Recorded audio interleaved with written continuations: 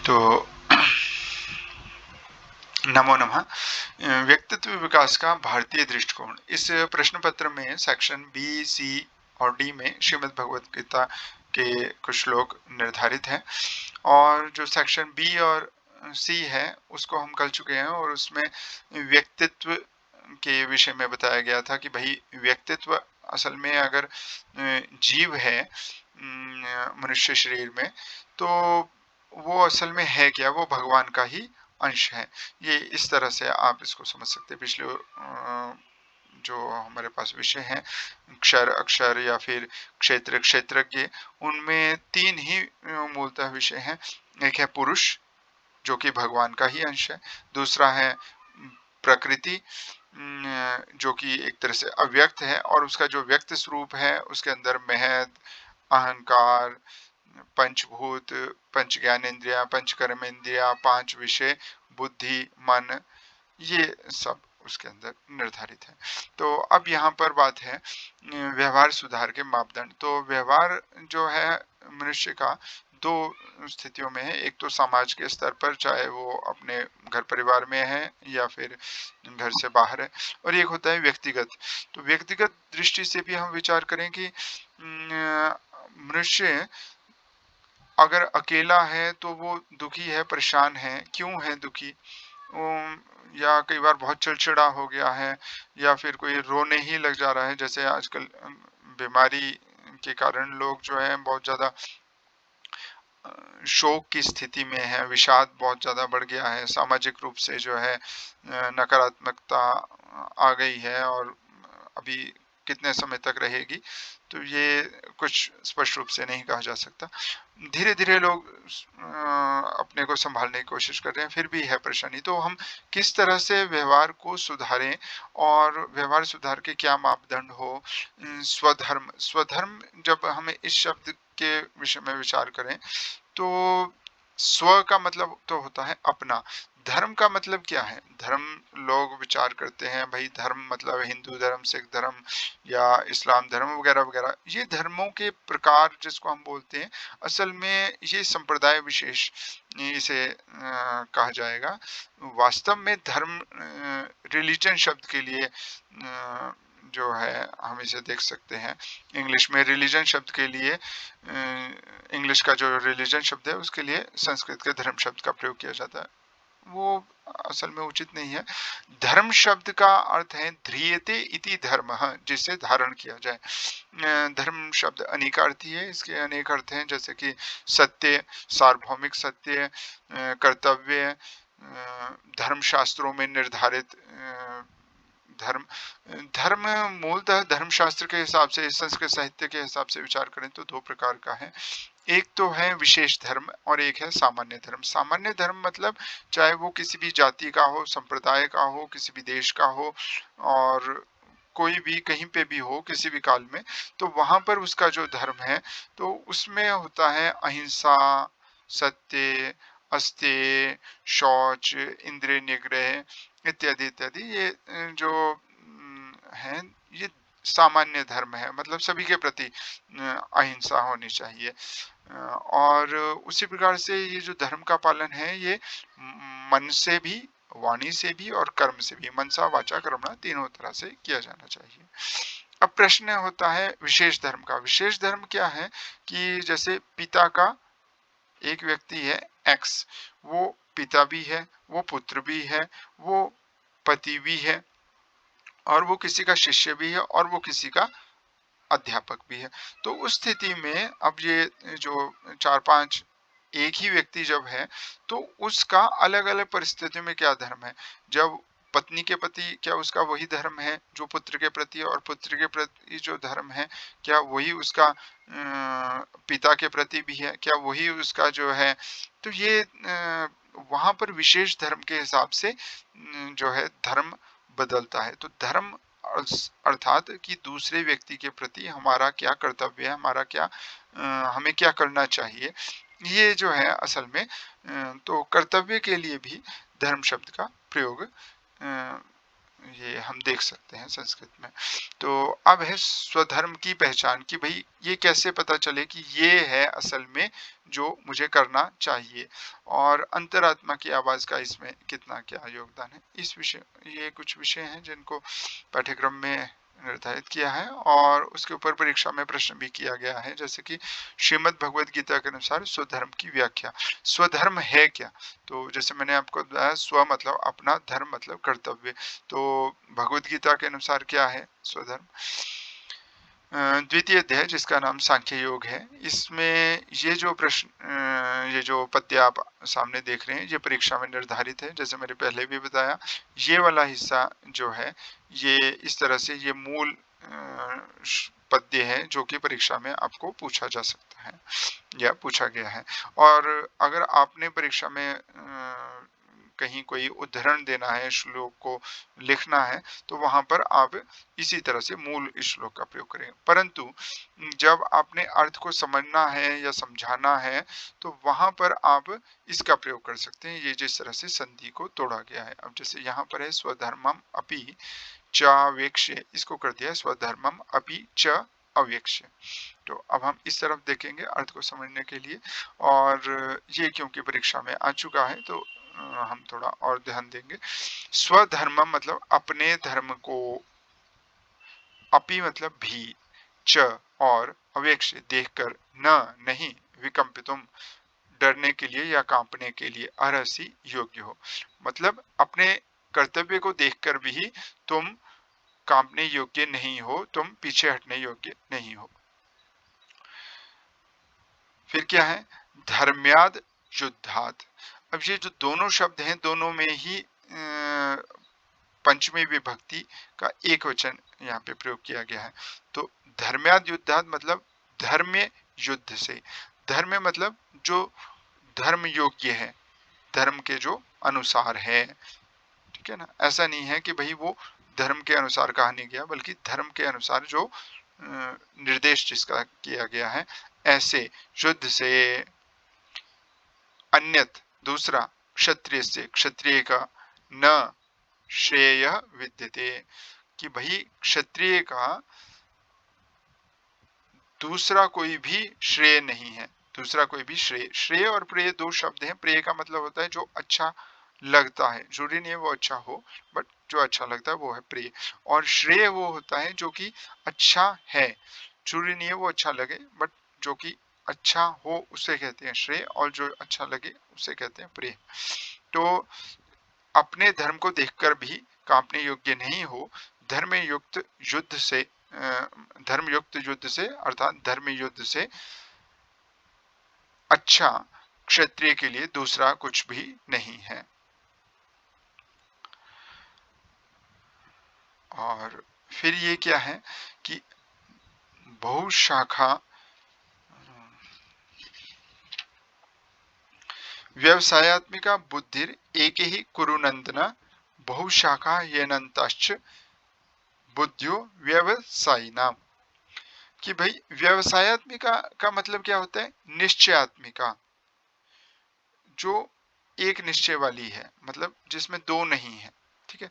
बुद्धि क्या है? बुद्धि विचार, जो हमारी जो विचार की प्रक्रिया है, या जो हमारी समझ है, या जो हमारा ज्ञान है, उस सब कुछ को सामान्य रूप से बुद्धि कह दिया जाता है। दो प्रकार की है, एक तो अनुभव और दूसरा है स्मृति। स्मृति तो जो संस्कार से पैदा होने वाला, आपने आज अपने घर को देखा, कल भी अपने घर को देखा, तो डेली आप अपने घर में उठते हैं, सोते हैं, सारी क्रियाएं करते हैं और फिर सो जाते हैं। तो फिर जब डेली आपको अपने घर का पता है, तो फिर आपको रास्ते का भी पता है, आप नींद में भी चल सकते हैं। तो ये जो संस्कार है, उससे एक स्मृति जो होती है वो है स्मृत्यात्मक बुद्धि। एक तो ये होगी। दूसरी बुद्धि क्या है? जो हमारा अनुभव, जैसे अभी आप मुझे सुन पा रहे हैं, तो ये हो गया अनुभव। इंद्रियों के माध्यम से साक्षात रूप से जो विषय का आपको, जो शब्द रूपी जो विषय है उसका ज्ञान हो रहा है, तो ये भी बुद्धि है, ठीक है जी। तो बाकी सामान्य रूप से हम बुद्धि किसको बोलते हैं? जो हमारा ज्ञान है या जो हमारी समझ है। तो व्यवसायत्मिका बुद्धि मतलब निश्चयात्मिका बुद्धि, मतलब जहां पर दो बुद्धियां नहीं है, अलग अलग दो विचार नहीं है, बल्कि एक विचार है, उसको कहेंगे निश्चयात्मिका या व्यवसायत्मिका। इह मतलब एका मतलब एक, इह मतलब यहाँ, कुरुनंदन मतलब हे कुरुपुत्र, बहुशाखा बहुत शाखाओं वाली, ही मतलब निस्संदेह, और अनंताश्च अनंत हैं,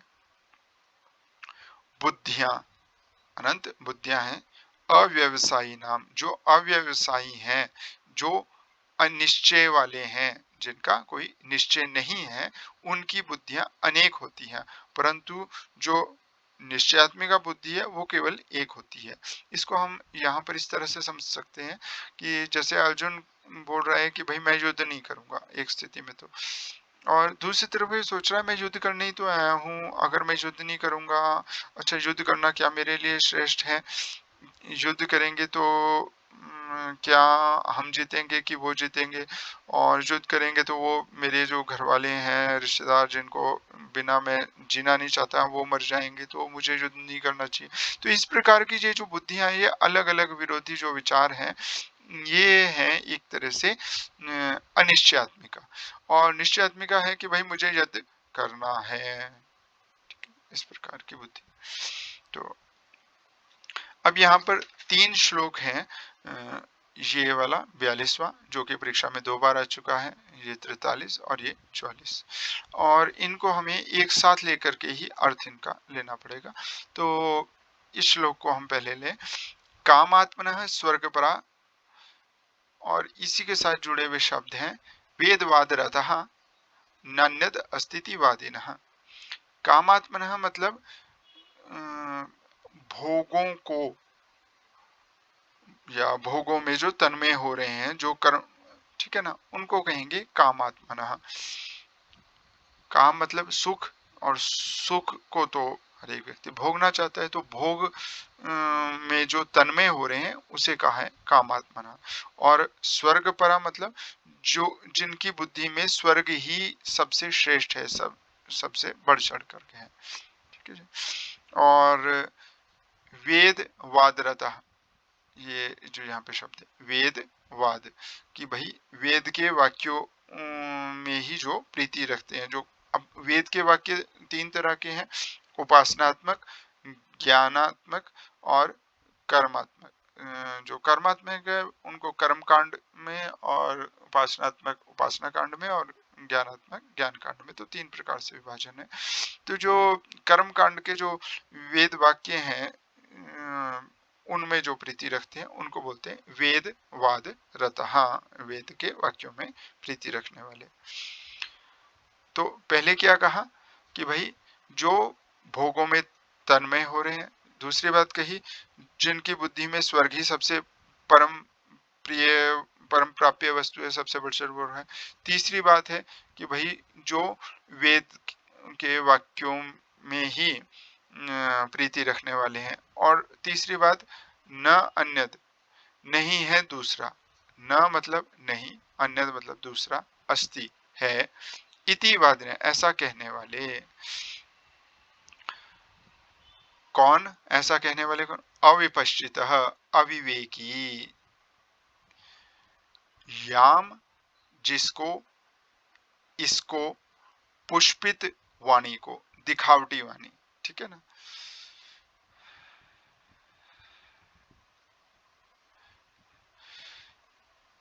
तो जिस पुष्पित वाणी को कहते हैं, और वो कैसी है? जन्म कर्म फल प्रदाम, जन्म रूपी कर्म फल को देने वाली,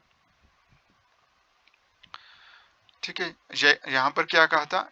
याम इमाम पुष्पिताम वाचम, जो इस पुष्पित वाणी को, जन्म कर्म फल प्रदान, जन्म कर्म फल प्रदान करने वाली, और क्रिया विशेषों से युक्त, भोग और ऐश्वर्य की प्राप्ति के लिए। भोग ऐश्वर्य गतिम प्रति मतलब प्राप्ति के लिए, गतिम मतलब प्राप्ति, प्रति मतलब के लिए, तो भोग ऐश्वर्य गतिम प्रति मतलब भोग और ऐश्वर्य की प्राप्ति के लिए।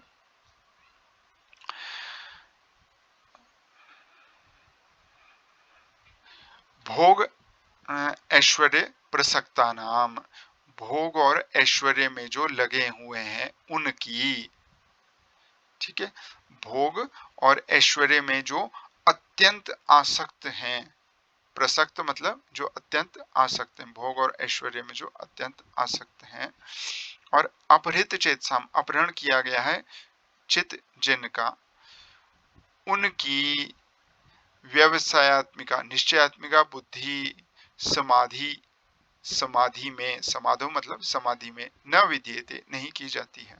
जैसे पहले भी आपको बताया है कि जीव जो है वो भगवान का ही अंश है। अब जीव जब समाधि की कोशिश करता है तो यम नियम आसन प्राणायाम प्रत्याहार धारणा ध्यान और समाधि, इस जो अंतिम स्थिति में पहुंचता है, तो यहाँ पर दो प्रकार की समाधि है, सविकल्प सविकल्पात्मिका और निर्विकल्पात्मिका। अब ये जो अंतिम समाधि है, इसमें होता क्या है, जब समाधि में कोई मनुष्य है तो वहां पे जो साधक योगी या मनुष्य जब है, तो वहां पर वो किसको प्राप्त करता है, क्योंकि वो भगवान का ही अंश है, वो अपने आप को ही अर्थात भगवान को ही प्राप्त करता है। तो जो हम ये कह रहे हैं कि भाई निश्चयात्मिका बुद्धि समाधि में नहीं होती, ठीक है ना, किनकी नहीं होती, जिनका अपहरण किया गया है चित्त, किनके द्वारा, उस बुद्धि के द्वारा, किस बुद्धि के द्वारा, जो कि जन्म रूपी कर्म फल को देने वाली है और भोग और ऐश्वर्य के प्रति बहुत सी क्रिया विशेषों से युक्त है, ठीक है जी।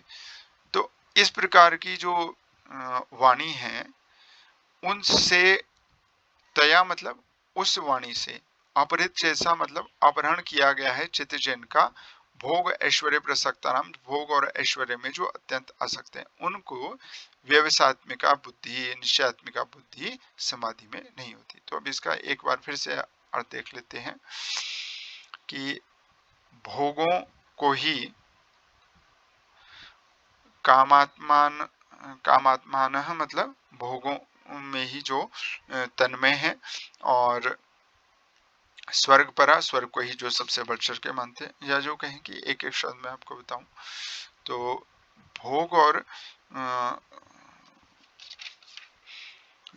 जो भोगों में तन्मय हो रहे हैं, और जो जिनकी बुद्धि में स्वर्ग ही परम प्राप्य वस्तु है, और जो वेद के वाक्यों में ही रत हैं, और दूसरा कोई और नहीं है, इस प्रकार से जो कहने वाले अविवेकी हैं, अविपश्चित मतलब अविवेकी, जो इस पुष्पित वाणी को कहते हैं, जो कि जन्म कर्म फल को देने वाली भोग और ऐश्वर्य के प्रति बहुत सारी क्रिया विशेषों से युक्त है, उस वाणी के द्वारा, किसके द्वारा, उस वाणी के द्वारा जो कि जन्म कर्म फल को देने वाली है, जो कि भोग और ऐश्वर्य के प्रति लगी हुई है, ठीक है जी। उस वाणी के द्वारा जिनका चित्त अपहरण कर लिया गया है, और जिनका चित्त अपहरण कर लिया गया है, तो वो भोग और ऐश्वर्य में अत्यंत आसक्त हैं, उनकी बुद्धि निश्चयात्मिका, व्यवसायत्मिका मतलब निश्चयात्मिका समाधि में नहीं करती, ठीक है जी।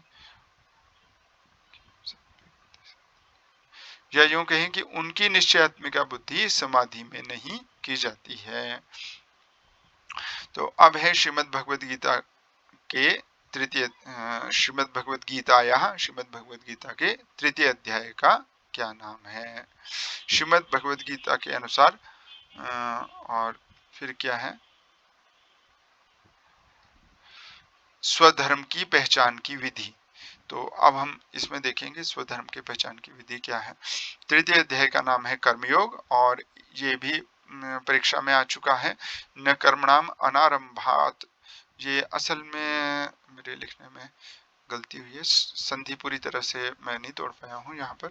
तो ये है न कर्मणाम, न कर्मों के, अनारंभात त होगा, तो अनारंभात मतलब अनारंभ से, न कर्मों के अनारंभ से, न च संन्यासनाद और ना ही संन्यासन से, पुरुषः नैष्कर्म्यम अश्नुते, पुरुष निष्कर्मता को प्राप्त नहीं करता। ठीक है जी। तो ना तो कर्मों के अनारंभ से पुरुष निष्कर्मता को प्राप्त करता है और ना ही संन्यासन से सिद्धि को प्राप्त करता है। अब संन्यासन क्या है? संन्यासन मतलब छोड़ देना, त्याग देना। जैसे कर्मों को कर रहे हैं पर करते करते छोड़ देना। किसी का विवाह हुआ था, संतान भी हुई थी, पत्नी भी है और माँ बाप भी हैं और घर परिवार भी सब कुछ ठीक है, परंतु उसने संन्यासन कर दिया, मतलब छोड़ दिया, और छोड़ छाड़ करके अपने वस्त्रों को भी छोड़ करके सब कुछ, अपना नाम सब कुछ छोड़ के कहीं और चला गया। तो ये हो गया संन्यासन। दूसरी स्थिति है कि भाई अनारंभ। अनारंभ मतलब आरंभ ना करना, जैसे कि विवाह नहीं किया, जो विवाह नहीं किया, पुत्र भी नहीं हुए, माँ बाप भी नहीं है, तो इस प्रकार की जो स्थिति है यह है अनारंभ की। तो अनारंभ और संन्यासन, इन दोनों से ही, कर्मों के अनारंभ से पुरुष नहीं प्राप्त करता। अश्नुते मतलब प्राप्त करता है, क्या नहीं प्राप्त करता? नैष्कर्म्यम। नैष्कर्म्य मतलब निष्कर्मता का भाव, निष्कर्मता का होना, ये प्राप्त नहीं करता। अब ये प्राप्त करना क्यों जरूरी है? अब यहां पर ये कहा है जन्म कर्म फल प्रदाम, ये जो कहा है ना जन्म कर्म फल प्रदाम, इसके लिए जरूरी है कि जन्म रूपी कर्म फल को देने वाली, जो हम कहें कि जन्म होगा फिर जन्म होगा फिर जन्म होगा, मतलब जन्म रूपी कर्म फल होगा, मतलब ये हुआ कि जब कोई जन्मेगा यानी कि वो मरेगा, फिर जन्मेगा, फिर मरेगा, तो जन्मेगा मरेगा, जन्मेगा मरेगा, तो इस प्रकार से जन्म मरण यही चलता रहेगा। तो ये जो है, अगर इससे बचना है तो कर्मों से बचना होगा, क्योंकि कर्म करेंगे तो कर्म का फल भी होगा। तो अगर कर्म के फल से बचना है तो क्या करें जी, कि अनारंभ, कि आरंभ ही ना करें कर्मों को, कर्मणाम अनारंभात। तो उसके लिए कहा है कि कर्मणाम अनारंभात, कि कर्मों के अनारंभ से पुरुष नैष्कर्म्यता को, निष्कर्मता को या नैष्कर्म्य को, मतलब एक ही है, निष्कर्मता कहिए या नैष्कर्म्य कहिए, को प्राप्त नहीं करता है। और ना ही संन्यासन, ना ही पूरी तरह से कर्मों को छोड़ देने से सिद्धि को प्राप्त करता है। तो फिर कैसे प्राप्त करता है जी सिद्धि को? न ही कश्चित, और इस बात को एक तरह से ये भी परीक्षा में आ चुका है, ये प्रश्न भी परीक्षा में आ चुका है और ये भी परीक्षा में आ चुका है। तो इसमें क्या बोल रहे हैं? न ही कश्चित क्षणम अपि, न नहीं, कश्चित मतलब कुछ, क्षण, अपि भी, तिष्ठति मतलब ठहरता है, अकर्मकृत बिना कर्म किए, जातु मतलब किसी भी काल में, तो किसी भी काल में बिना कर्म किए क्षण भर के लिए भी नहीं ठहरता। और कार्यते, कार्यते मतलब बाध्य किया जाता है, करवाया जाता है। अवश्य, अवश्य मतलब अधीन होकर के, ठीक है, विवश करके, मजबूर करके, किससे?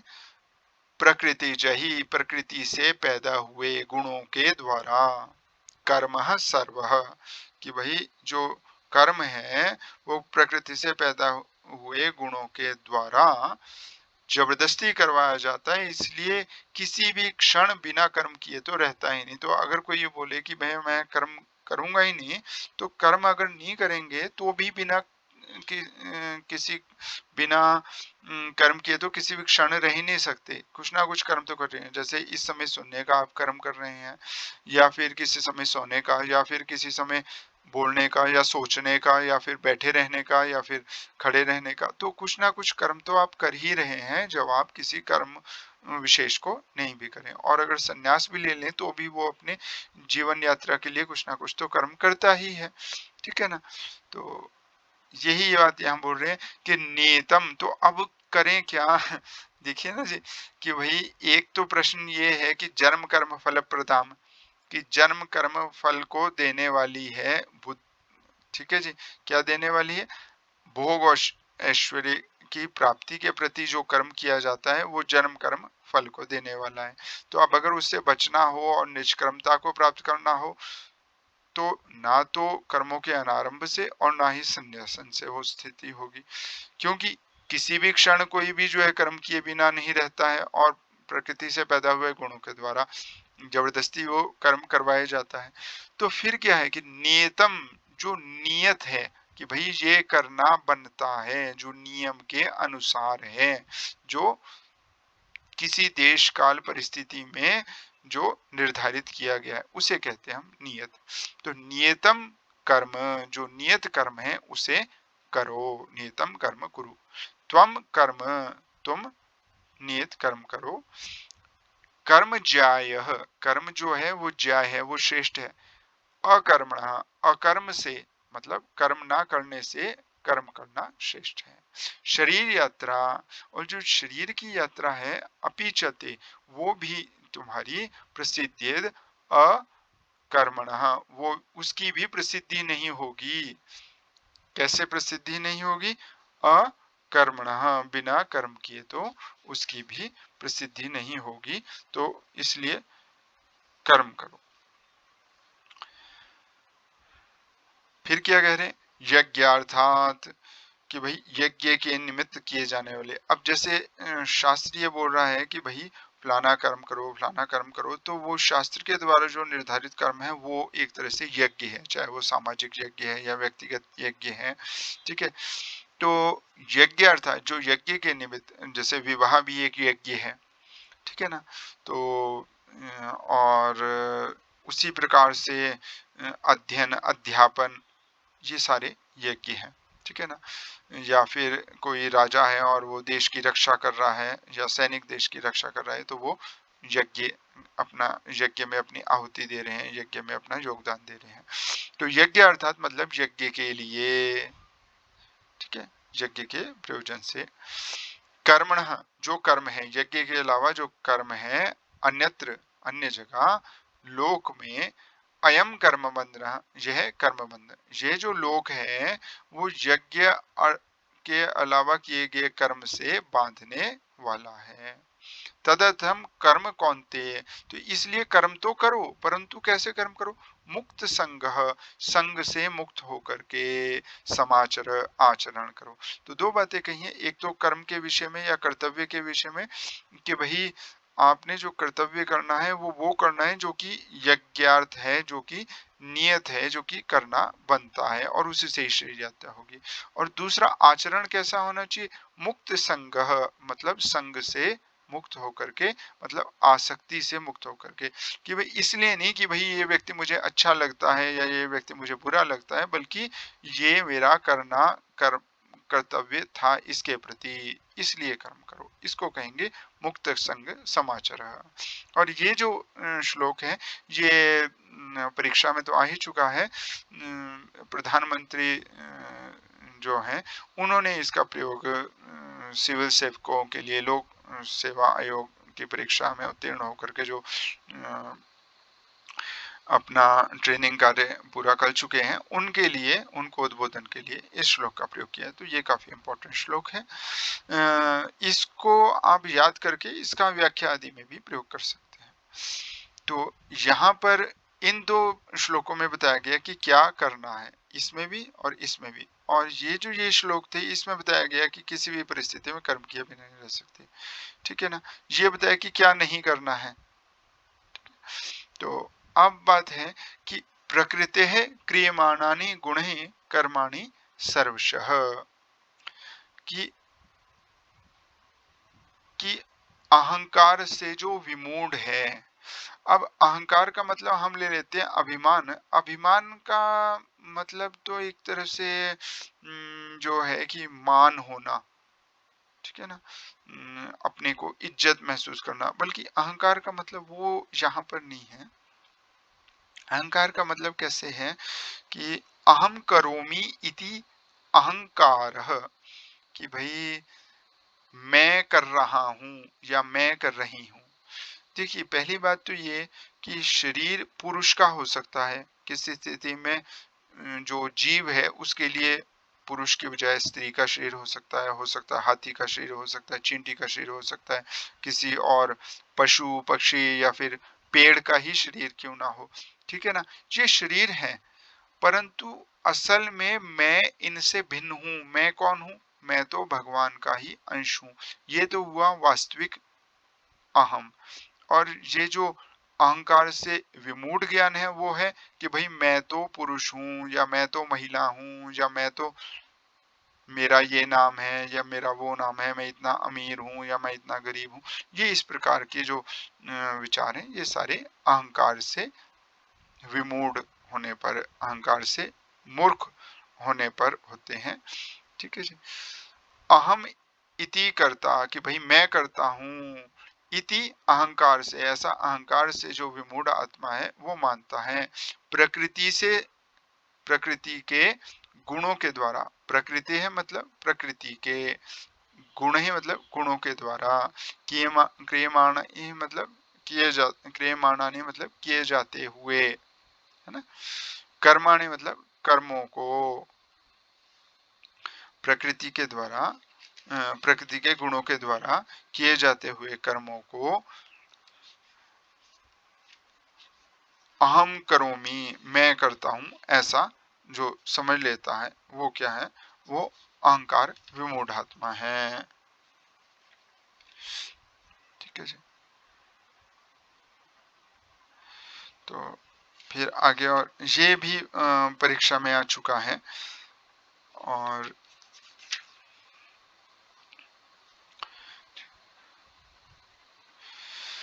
तत्ववित्तु महाबाहो गुण कर्म विभागियो। देखिए दो विभाग हैं, एक है गुण विभाग, एक है कर्म विभाग। तो गुण विभाग की जब हम बात करें तो उसमें हमारे पास क्या आ जाता है कि भाई पांच महाभूत, जिसके अंदर है पृथ्वी जल तेज वायु आकाश, पांच ज्ञानेंद्रियां, रूप रस गंध शब्द स्पर्श, ये पांच विषय, और पांच कर्मेंद्रियां, तो ये 20 हो गए। ज्ञानेंद्रिय, कर्मेंद्रिय, पंच महाभूत और पांच विषय, ये हो गए 20। और मन बुद्धि अहंकार, ये तीन मिला के ये जो 23 हैं, ये हो गया गुण विभाग। और कर्म विभाग क्या है? कर्म विभाग में जो है इन सब की जो परस्पर की जो चेष्टाएं हैं वो हो गया कर्म विभाग। जैसे मैं आपको बताऊं, इस वक्त जो है आप कानों के माध्यम से, मतलब जो ज्ञानेंद्रिय है, जो श्रोत्र ज्ञानेंद्रिय है, उसके माध्यम से शब्द को, जो कि विषय, शब्द विषय है, उसको जान पा रहे हैं। तो आपस में हो रही है ना क्रिया, विषय इंद्रिय के साथ जुड़ रहा है, तो ये हो गया कर्म विभाग, ठीक है। फिर इसके साथ मन भी जुड़ा हुआ है और बुद्धि भी जुड़ी हुई है, तो ये भी कर्म विभाग में ही आएगा। तो ये इस प्रकार से जो अभी आप मुझे सुन पा रहे हैं ये हो गया कर्म विभाग। और इसमें जो सारा जुड़ा हुआ है वो है गुण विभाग। गुण विभाग मतलब पांच ज्ञानेंद्रिय, पांच कर्मेंद्रिय, पांच विषय और पांच महाभूत और बुद्धि मन अहंकार। तो तत्वविद, तत्वविद मतलब जो इस प्रकार के जो गुण विभाग मैंने 23 बताए, जो 23 तत्व, तो तत्वविद तो, तत्वविद मतलब जो तत्वों को जानने वाला है वह तो, हे महाबाहो, हे महान भुजाओं वाले, गुण कर्म, गुण और कर्मों के विभागों को, ठीक है जी, गुण और कर्मों के विभागों को तत्वविद तो, तत्वविद तो गुण और कर्मों के विभागों को किस प्रकार से समझता है? गुण गुणों में वर्त रहे हैं, कि गुण गुणों में कार्य कर रहे हैं, व्यवहार कर रहे हैं, ऐसा सोच करके, इति मत्वा मतलब ऐसा सोच करके, न सज्जते वो उनमें आसक्त नहीं होता। भाई देखिए आंखों को तो रूप अच्छा ही लगेगा, ठीक है लगता है, लगने दो, हमारा जो कर्तव्य बनता है हमें वो करना है, ठीक है। जीवा को तो रस अच्छा ही लगेगा, खाने की मिठाई वगैरह स्वाद लगेगी, पर हमारा जो बनता है हमने वो करना है, जो नहीं बनता वो नहीं करना है, ये है यहाँ पर बात, ठीक है। तो अगर इस प्रकार से कर्म कर रहे हैं तो फिर क्या होगा, ठीक है जी। तो अब यहाँ पर ये बताया कि अगर ऐसा कर्म करेंगे तो फिर क्या होगा, और उससे पहले क्या है कि प्रकृति है सम्मूढ़ा सज्जनते गुण कर्मसु, प्रकृति के प्रकृति के गुणों से जो मोहित हुए मनुष्य हैं। गुण सम्मूढ़ मतलब गुणों से जो मोहित मनुष्य हैं। गुण कर्मसु सज्जनते, वो क्या है, गुणों में और कर्मों में आसक्त रहते हैं। तान कृष्ण विदो, उनको, जो अकृष्ण विदु है, जो संपूर्ण नहीं जानने वाला है, मंदान, वो क्या है, तान मंदान, उन मंदबुद्धि अज्ञानियों को, अकृष्ण विदः, जो संपूर्ण जानने वाले नहीं है। कृष्ण का मतलब क्या होता है,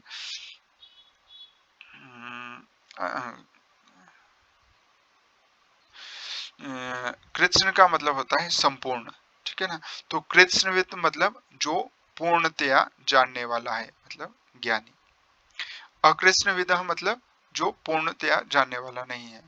तान मंदान, उन मंदों को, कौन मंद है, जो प्रकृति के गुणों से मोहित होने वाले हैं और कर्मों में, गुण और कर्मों में आसक्त हैं, उनको, उन मूर्खों को, तान मंदान मतलब उन मूर्खों को, मंद शब्द का मतलब मूर्ख भी है। तो जो कृष्णविद है, जो संपूर्ण जानने वाला, जो ज्ञानी है, न विचालित, वो विचलित ना करे।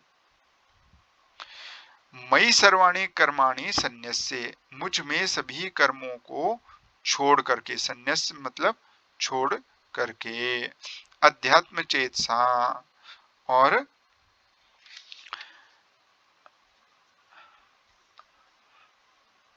अध्यात्म चेतसा। अब यहाँ पे वो जो मैंने आपको बताया ना कि भाई अगर इस प्रकार से कर्म करेंगे तो उसका फल क्या होगा, वो बात यहाँ पे स्पष्ट की है कि भाई मुझ में सभी कर्मों को संन्यास करके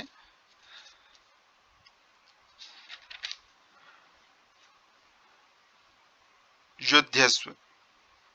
अब मुझ में जब सभी कर्मों को संन्यास कर दिया, मुझ में मतलब भगवान में, सर्वाणी कर्माणी मतलब सभी कर्मों को, संन्यास मतलब छोड़ करके, अध्यात्म चेतसा मतलब मुझ में लगे हुए चित्त के द्वारा।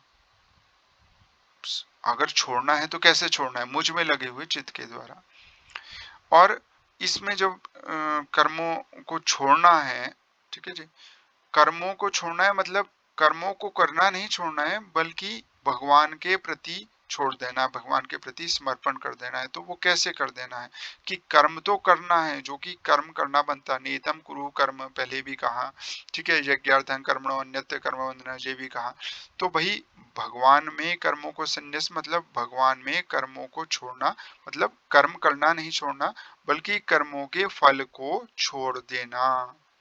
कि भाई अगर पराजय होती है तो भी, अगर जय होती है, सफलता होती है तो भी, अगर हम मर जाएंगे तो भी कोई बात नहीं, अगर हम जीवित रहेंगे तो भी कोई बात नहीं।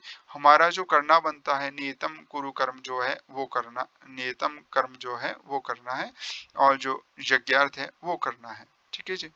और उसका जो फल है वो भगवान के ऊपर, वो भगवान जाने, हम तो भगवान हमारे दिमाग में, तो भगवान है कौन, हम असल में भगवान का ही अंश हैं, ठीक है जी, दूसरे में भी भगवान का ही अंश है। तो भगवान जो है सब जगह है, तो वो हमारे कर्मों को देख रहे हैं, हम, हमारा क्या करना बनता है, हमें बस वो करना है। तो निराशी मतलब आशा रहित, ऐसा नहीं है ओ शायद हम जीत ही जाएं, शायद ऐसा, भाई हम जीते या ना जीते, हमारा करना बनता है जी, हम इसलिए कर रहे हैं, होगा क्या वो मायने नहीं रखता है, हमारा करना क्या बनता है ये मायने रखता है। तो निराशी, निर्मम ममता से रहित, भूतवा मतलब हो करके, और विगत ज्वर, विगत ज्वर मतलब जा चुका है ज्वर, जिसका दूर हो चुका है। जैसे प्रथम अध्याय है तो वहां पर अर्जुन बोल रहा है जी मेरे को तो ऐसा लग रहा है जैसे मेरे को बुखार हो गया है, पूरे शरीर में दर्दें हैं, जोड़ों में जो है वो बिल्कुल टूट रहे हैं, और मैं तो बिल्कुल निढाल हो गया हूँ, बिल्कुल कमजोर, कुछ मैं तो धनुष में नहीं चख पा रहा हूँ और मैं नहीं युद्ध कर सकता। तो ये बोल रहे हैं कि ज्वर को, इस प्रकार का वो जो ज्वर है तुम्हें, उसे छोड़ करके युद्धस्व, युद्ध करो। सदृशम चेष्टते, सदृशम मतलब समान चेष्टा करता है, स्वस्य प्रकृते अपनी प्रकृति के, जैसी प्रकृति है, स्वस्य प्रकृति मतलब अपनी प्रकृति के समान चेष्टा करता है। कौन? ज्ञानवान अपि, ज्ञानवान भी। और प्रकृतिम यान्ति भूतानि, प्रकृति को प्राप्त करते हैं भूत। प्रकृति का मतलब यहाँ पर है स्वभाव, कि जो प्राणी है, भूत मतलब जो प्राणी, भू त, त मतलब हो चुका, तो जो भी हो चुके हैं, चाहे वो पशु पक्षी हैं, चाहे हम लोग हैं, तो जो कुछ भी है वो सब जो हो चुके हैं, जो भी प्राणी हैं वो प्रकृति को प्राप्त करते हैं, अपने स्वभाव को ही प्राप्त करते हैं, कि जैसा जिसका स्वभाव है वो तदनुरूप ही प्राप्त करता है। तो इसलिए ज्ञानवान भी अपने स्वभाव को ही प्राप्त करता है। तो निग्रह तो जबरदस्ती बलपूर्वक आप उसमें कुछ भी नहीं कर सकते, ठीक है ना, हठ उसमें कुछ नहीं कर सकता। इंद्रियस्य इंद्रियस्य अर्थे राग द्वेषो विवस्वतः, और इंद्रिय का इंद्रिय, अब इसमें इसी बात को स्पष्ट कर रहे हैं कि भाई स्वभाव के अनुरूप कार्य करते हैं, तो स्वभाव क्या है कि इंद्रिय इंद्रिय से इंद्रिय से मतलब इंद्रिय इंद्रिय का, हर एक इंद्रिय का, अर्थ है मतलब अर्थ के प्रति राग द्वेष व्यवस्थित है। राग और द्वेष, राग का मतलब होता है कि भाई जो एक जुड़ाव है, जो एक अच्छा लगता है, ठीक है जी, और जो द्वेष जो होता है जब कोई बुरा लगता है, तो वो जो एक भावना है मन की, उसको कहते हैं द्वेष। तो अब ये स्थिति जो है, मैंने जो पिछले आप लोगों को सेक्शन बी और सी बताया, उसमें कुछ एक जगह राग द्वेष का अर्थ स्पष्ट किया, इच्छा द्वेष समुत्थित राग द्वेष, तो वहां पर इसका मतलब क्या है कि भाई इच्छा और द्वेष से पैदा, इच्छा द्वेष मतलब राग द्वेष, वहां पे ये इस तरह से प्रयोग हुआ है। तो राग जिसका मतलब है चाहना या फिर बुरा लगना, तो वो क्या है कि वहां पर मैंने उदाहरण दिया है कि भाई एक व्यक्ति जो हमें अच्छा लगता है उसके प्रति राग है, ठीक है ना, और जो व्यक्ति बुरा लगता है उसके प्रति द्वेष है। परंतु क्या वो एक ही व्यक्ति में राग द्वेष हो सकता है? हाँ, हो सकता है। जैसे मान लीजिए किसी एक व्यक्ति को, कोई व्यक्ति महिला पुरुष अच्छा लगता है, तो अब उस स्थिति में क्या है कि भाई जब वो व्यक्ति अच्छा लगता है यानी कि उसके प्रति राग है, जब वो उसके साथ है तो राग है, और जब व्यक्ति दूर जाता है तो कभी कभी इतना बुरा लगता है कि भाई तुम दूर क्यों हो मुझसे, गुस्सा आ रहा है, तुम्हें पीट दूं, तुम क्यों दूर चले गए। तो ये है द्वेष, तो उसी व्यक्ति के प्रति जिसके प्रति राग था उसके प्रति द्वेष भी अनुभव होने लगता है। तो राग और द्वेष वो एक ही व्यक्ति में भी हो सकते हैं, और भिन्न भिन्न भी, कि भाई किसी के प्रति तो राग है और किसी के प्रति द्वेष है, ठीक है। तो इंद्रिय इंद्रिय का मतलब हर एक इंद्रिय का विषयों के प्रति राग द्वेष होता है। अब जो ज्ञानी है वो इस प्रकार से समझता है कि भाई देखिए विषय तो अच्छे लगते ही हैं, अब कोई व्यक्ति सुंदर है तो अच्छा भी लगेगा, कोई व्यक्ति कोई वस्तु बहुत स्वाद है तो खाने को सभी को अच्छी लगेगी, शायद किसी को बहुत ही अच्छी लगे, तो इसके प्रति जुड़ाव भी हो जाएगा, बट हमें करना क्या बनता है, ठीक है ना। तो उन तयो वशम न आगे चेत, उनके वश में न आ जाए, ठीक है ना। राग और द्वेष व्यवस्थित हैं हर एक इंद्रिय के विषय में, परंतु तयो मतलब राग और द्वेष के वशम, वश में न आगच्छेत आ जाए, तो ही वो क्या है, अस्य वो इसके, वो जो कर्म करने वाला है उसके परिपंथिनो, वो मार्ग के विघ्न करने वाले शत्रु हैं। परिपंथी मतलब शत्रु, कैसे शत्रु, मार्ग के शत्रु हैं जो विघ्न करने वाले हैं। कर्मणि अकर्म यह पश्चेद, अब यहाँ पर तक तो जो है तृतीय अध्याय था, अब ये चतुर्थ अध्याय है जिसका नाम है ज्ञान कर्म संन्यास योग, ये यहाँ पर लिखा हुआ है। तो इसमें क्या है, इसमें चतुर्थ अध्याय का यह 18वां श्लोक है, और इसमें बोल रहे हैं कि कर्मणि अकर्म यह पश्चेद, कि कर्म में अकर्म, जो कर्म है मतलब जो कर्तव्य है उसमें जो अकर्म, अकर्म को पश्येत देखे, अकर्मणि च कर्म यह, और अकर्म में कर्म जो देखे। स बुद्धिमान मनुष्येषु, वह बुद्धिमान मनुष्यों में है। स युक्तः, वह योग से जुड़ा हुआ। कृत्स्न कर्मकृत, वह सभी कर्मों को करने वाला है। अब यहाँ पे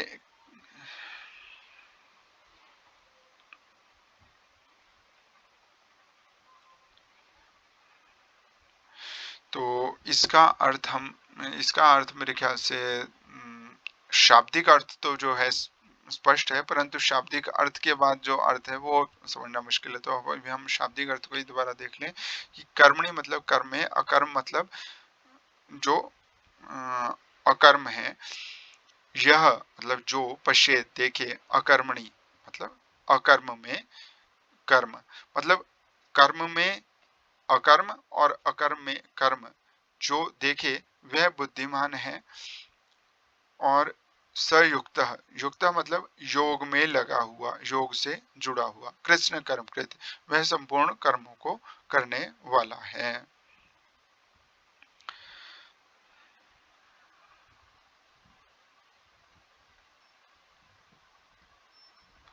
यस्य सर्वे समारंभा, जिसके सभी, आरंभ का मतलब होता है जिसके सभी जो क्रियाएं हैं, ठीक है जी, या जिसके सभी जो कर्म है, काम संकल्प वर्जिता, काम संकल्प से वर्जित है, बिना कामना के और बिना संकल्प के होते हैं। जैसे जब हम कभी पूजा वगैरह करते हैं या करवाते हैं तो वहाँ पे काफी लंबा सा एक संकल्प होता है, ओम विष्णु विष्णु विष्णु ओम नमः परमात्मने श्री प्राण पुरुषोत्तम श्री विष्णु राज्य ब्रह्म मनस्सति श्री ब्रह्मणे द्वितीय प्रादेश विषयद्वारा कल्पे व्यवस्थित मनमंत्रे शमशम्य कलियुगे कलि प्रथम चरणों जम्बू द्वीपे भारतवर्षे भारत खंडे इत्यादि इत्यादि इत्यादि। काफी लंबा सा ये जो है ये संकल्प इस प्रकार से किया जाता है। तो कि भाई उसमें क्या बोलते हैं कि मैं इस देश काल परिस्थिति में मैं फलाना फलाना इस निमित्त से इस कर्म को करता हूं। तो यहाँ पर तो जो कर्म किया जा रहा है वो संकल्प युक्त है, और जो गीता में कह रहे हैं वो काम संकल्प से वर्जित हो। देखिए अर्थ तो ध्यान दीजिए, काम संकल्प, संकल्प से वर्जित नहीं कहा बल्कि काम संकल्प से वर्जित कहा, कि कामना रूपी जो संकल्प है उससे जो वर्जित हो। संकल्प तो करना ही पड़ेगा, जैसे कि मुझे ये विद्याध्ययन के लिए पढ़ना है, ठीक है जी, ताकि मुझे विद्या प्राप्त हो, मुझे इंग्लिश या बोलने आए या मुझे संस्कृत पढ़नी लिखनी समझनी आए, तो ये हो गया मेरा ध्येय उद्देश्य, और उसके लिए जो मेरा संकल्प है कि भाई मैं इस तरह से ये करूंगा, ठीक है ना। तो ये संकल्प युक्त तो उसका कर्तव्य ही तभी होगा जब वो संकल्प रखेगा, परंतु मैं अगर सफल नहीं हुआ ना तो मैं जो है छलांग मार दूंगा, मैं ऐसा कर दूंगा। भाई सफल होता हूं तो भी बहुत अच्छी बात है, सफल नहीं होता तो भी मुझे अपने कर्तव्य देना करना है और पूजा अपना 100% देना है, ठीक है, उसमें कोई कमी नहीं रखनी है। तो वो हो गया संकल्प युक्त परंतु काम संकल्प से वर्जित। तो यस्य सर्वे मतलब जिसके सभी, समारंभा मतलब कर्म, काम संकल्प वर्जिता मतलब कामना रूपी संकल्प से वर्जित, और ज्ञानाग्नि दग्ध कर्माणम, ज्ञान रूपी अग्नि से जल चुके हैं, उसके उन कर्मों को तम, ठीक है जी, जिसके कर्म जो है ज्ञानाग्नि से जल चुके हैं, उस व्यक्ति को, तम मतलब उसको, व्यक्ति को आहु कहते हैं बुधः, जो बुद्धिमान है, पंडितम, कि भाई विद्वान लोग उसको पंडित कहते हैं जिसके सभी कर्म काम संकल्प से वर्जित है और ज्ञान रूपी अग्नि से जलाए जा चुके हैं। कर्म, कर्म मतलब जलाए जा चुके हैं, कर्मों के फल जिसके, मतलब कर्मों के फल जलाए जा चुके हैं, मतलब कर्मों के करने से उसको कर्मों का बंधन नहीं होता। वो इसलिए नहीं कर रहा है कि भई वो उसकी कामना पूरी हो जाएगी, बल्कि उसका संकल्प इसलिए है कि उसका कर्तव्य बनता था, नियत कर्म है, इसलिए उसे वो करना है। अब अगर उसमें सफलता हो तो भी, नहीं सफलता हो तो भी, जीवित हो तो भी, नहीं जीवित हो तो भी, वो उस कर्म को कर रहा है, तो एक तरह से ज्ञानाग्नि से उसने क्या कर लिया, जला लिया। अब ये जो मैं बोल रहा हूँ कि भाई सफलता हो तो भी, असफलता हो तो भी, ये तभी बोल पा रहा हूँ ना जब ज्ञान है, तो ज्ञान रूपी जो अग्नि है उससे जला लिया है। किसको जला लिया है? कर्मों के बंधन को। ठीक है जी। कर्मों के फल से होने वाले जो बंधन है उसको एक तरह से उसने जला लिया है। उसको पंडित कहते हैं। ये भी परीक्षा में आ चुका है, और मतलब ये जो प्रश्न श्लोक था ये परीक्षा में आ चुका, और ये भी परीक्षा में आ चुका है। त्यक्त्वा कर्म फलासंगम नित्य तृप्त निराश्रय कर्मणि अभिप्रवृत्ता अपि न एव किंचित करोति सः। स मतलब वह, किंचित करोति कुछ करता है, न कुछ भी नहीं करता है। कब? त्यक्त्वा कर्म फलासंगम। जब हम कर्म की बात कर रहे हैं तो हमें ये अच्छे तरह से समझना है कि नियत कर्म को तो छोड़ना ही नहीं है, क्योंकि कर्म किए बिना तो कोई क्षण भर भी नहीं रह सकता। न किंचित क्षणमपि जातु तिष्ठत्य कर्मकृत। ठीक है ना, वो पीछे बताया है यहाँ पर कि ये देखिए, यहाँ पर कहा हुआ है न ही कश्चित क्षणमपि जातु तिष्ठत्य कर्मकृत। तो अब यहाँ पर क्या है कि कर्म करना नहीं छोड़ना है, बल्कि कर्मों के प्रति राग द्वेष को समाप्त करके फल की जो उसमें इच्छा है उसको त्याग देना है। तो त्यक्त्वा मतलब छोड़ करके, कर्म फलासंगम कर्मों के फल के प्रति आसक्ति को, नित्य तृप्त हर वक्त तृप्त, भाई प्रसन्न है हम, और निराश भी हैं। निराश मतलब आशा से रहित हैं। हम असफल हो जाएंगे या सफल हो जाएंगे ऐसी कोई आशा ही नहीं है, इसलिए हम निराश हैं। इसलिए निराश नहीं है कि हम असफल हो गए हैं, बल्कि हम इसलिए निराश हैं कि भाई हमें आशा मायने नहीं रखती है, सफल होना मायने नहीं रखता, मायने रखता है हमारा कर्म करना। और जब हम कर्म इस प्रकार से कर रहे हैं तो हम नित्य तृप्त हैं। निराश्रय मतलब आश्रय से रहित। देखिए, we are dependent on the success और द जो हमें सफलता मिलती है, हम उसके ऊपर डिपेंडेंट रहते हैं, तो उसकी वजह से क्या होता है कि हम आश्रित हो जाते हैं। तो आश्रित नहीं होना है, निराश्रय रहना है कि भाई सफलता हो तो भी, असफलता हो तो भी। तो निराश्रय और नित्य तृप्त, और त्यक्त्वा कर्म फला संगम, कर्मों के फल की आसक्ति को त्याग करके। कर्मण्य प्रवृत्तो भी, कर्मण कर्मणि मतलब कर्म में जो अभिप्रवृत्त है। अभिप्रवृत्त मतलब जो पूरी तरह से प्रवृत्त है, वो कर्मों को करता हुआ भी। कर्मणि अभिप्रवृत्त मतलब जो कर्मों को करता हुआ है, कर्मों में प्रवृत्त है वो भी, न किंचित करोति, अगर इस प्रकार से नित्य तृप्त भी है और निराश्रय भी है और कर्मों के फल के प्रति आसक्त नहीं है, आसक्ति छोड़ दी है, तो वो कर्मों को करता हुआ भी क्या होता है कि जैसे वो कर्म नहीं कर रहा है। अपि न किंचित करोति है कि भाई वो कुछ भी नहीं कर रहा है। क्यों? क्योंकि जब हम कुछ करेंगे तो कर्मों का फल भी होगा, परंतु उसको तो कर्मों का फल होगा ही नहीं, क्योंकि कर्म बंधन से उसने अपने को निकाल दिया है। कैसे निकाल दिया? कि कर्मों के फल के प्रति, कर्मों का जो फल है, ठीक है, उसके प्रति आसक्ति को छोड़ दिया है। नित्य तृप्त है, हर वक्त तृप्त है, और निराश है। इसका अगर पॉजिटिव साइड आप देखें, सकारात्मक दृष्टि से विचार करें, तो ये मनोवैज्ञानिक स्तर पर भी, वैज्ञानिक रूप से भी ये बहुत ही अच्छी स्थिति है। इससे होगा क्या कि भाई हम अपना जो शत प्रतिशत जो है पूरी ऊर्जा के साथ हम अपने उद्योग करेंगे और सकारात्मक रहेंगे, तो हमारी सारे शरीर में अच्छी ऊर्जा, अच्छी विचार होंगे, और नशे आदि की प्रवृत्ति से हम बिल्कुल दूर रहेंगे, जो कि हमारे लिए घातक है किसी ना किसी रूप में, हमारे लिए, समाज के लिए। और हम जो है औरों को सहारा दे सकेंगे अगर हम एक तरह से अपने को किसी व्यक्ति के प्रति आश्रित नहीं करते। ये मुझे मिल गया या मिल गई तो फिर मुझे लाइफ बन गए।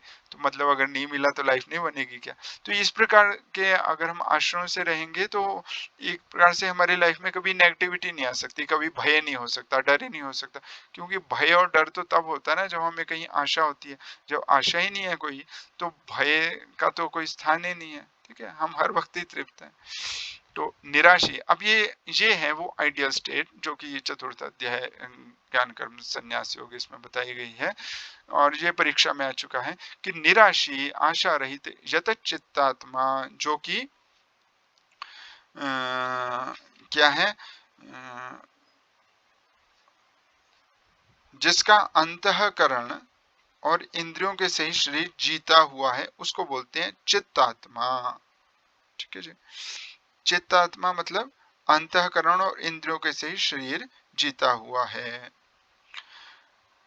त्यक्त सर्व परिग्रह जो कि समस्त भोगों सामग्री का परित्याग कर चुका है। मतलब देखो जी, मेरा बनता था खाना इसलिए मैं खाना खा रहा हूँ, मेरा बनता था सोना इसलिए मैं सो रहा हूँ, मेरा बनता था फलाना कार्य करना इसलिए मैं कर रहा हूँ, परंतु उनके प्रति भोगने के लिए नहीं कर रहा है।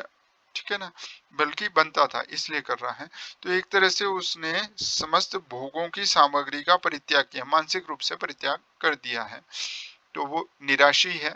ठीक है, आशा रहित है। शारीरम केवलम कर्म कुर्वन, शरीर के लिए या शरीर संबंधी केवल कर्म करता हुआ। शारीरम केवलम कर्म कुर्वन मतलब शरीर संबंधी केवल कर्म करता हुआ। आपनोति, यहाँ पे क्षम्यताम, यहाँ पर कुर्वन न होना है, जैसे कि यहाँ पे लिखा है कुर्वन न आपनोति, वैसे यहाँ पे भी होगा। कुर्वन मतलब करता हुआ, न मतलब नहीं, आपनोति मतलब प्राप्त करता है, किलविषम मतलब पाप को। कि भाई जो निराशी आशा रहित है और जिसके वश में इंद्रियां हैं और जिसके वश में शरीर है, जिसके वश में अंतःकरण है। क्योंकि अगर अपने वश में ही नहीं है फिर तो यार अब मैं ये खा लूँ, अब मैं ऐसा कर लूँ, अब मैं वैसा कर लूँ, जैसा उसको विषय के प्रति जो जुड़ाव हो रहा है बस वो उससे अनुरूप कर रहा है। तो ऐसा नहीं है, बल्कि इंद्रिया अंतःकरण सब कुछ उसके वश में है, चित्तात्मा है।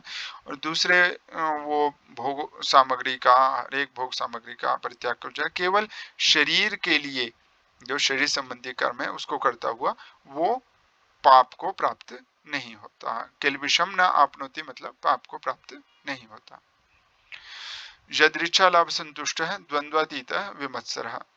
यदृच्छा, ठीक है, कि भाई बिना इच्छा किए ही जो कुछ प्राप्त हो रहा है। यदृच्छा लाभ मतलब बिना इच्छा के ही लाभ मतलब प्राप्त हो रहा है, उससे संतुष्ट है। जो द्वंद्वातीत, जो जो द्वंद्व है, द्वंद्व क्या है, जैसे सुख दुख हानि लाभ ईर्ष्या द्वेष, इनसे जो या इच्छा द्वेष राग द्वेष है ना, तो ये जो द्वंद्व है इनसे जो अतीत है, जो आगे बढ़ चुका है। विमत्सर जिसका जो मत्सर से जो रहित है, मतलब ईर्ष्या से जो सर्वथा रहित है। समः जो कि समान है, किसमें समान है, सिद्धौ सिद्धि में मतलब सफलता में, असिद्धौ असफलता में, कृत्वा अपि च न निबध्यते, वो क्या है कि वो करके भी बंधन में नहीं पड़ता। करके मतलब कर्मों को करते हुए भी वो बंधन में नहीं पड़ता। जो कि जो भी बिना चाहे जो कुछ भी प्राप्त हो रहा है उससे संतुष्ट है। ठीक है भाई, जो मिल रहा है उससे संतुष्ट है, द्वंद्वों से वो अतीत है, ईर्ष्या से वो दूर है, और सफलता और असफलता में वो समान रूप से। भाई ठीक है, सफल हो गए बहुत अच्छी बात है। ये नहीं कि कुछ लोग सफल होते हैं उसी से ही पागल हो जाते हैं, सदमे में आ जाते हैं और शौक लग के मर भी जाते हैं। कुछ लोग असफलता में ये स्थिति हो जाएगी, शौक लग के मर जाते हैं या फिर मानसिक उन्माद हो जाता है। तो ये स्थिति ठीक नहीं है। तो सफलता या असफलता दोनों ही स्थिति में समान, और जो भी अप बिना चाहे जो कुछ भी प्राप्त होता है उससे संतुष्ट, और सुख दुख हानि लाभ आदि सभी परिस्थितियों में जो कि इन द्वंद्वों से परे और ईर्ष्या से रहित। तो इस प्रकार से जो कर्म करते हैं वो कर्मों के बंधन में नहीं पड़ते। तो अब इसके बाद हमारे पास छांदोग्य उपनिषद, ऋग्वेद वगैरह है। तो अभी के लिए इसको यहीं पे रखते हैं। इसको आप देख लीजिए, जहाँ कहीं कोई प्रश्न है, कुछ भी आप पूछना चाहें तो पूछ सकते हैं। और इसमें आप देख सकते हैं कितने सारे ये जो श्लोक हैं, ये जो मैंने आपको इस तरह से बता दिए कि ये परीक्षा में आ चुके हैं व्याख्या वगैरह के लिए, और ये प्रश्न हो चुके हैं। तो इनको आप विशेष रूप से ध्यान दे दीजिए। धन्यवाद।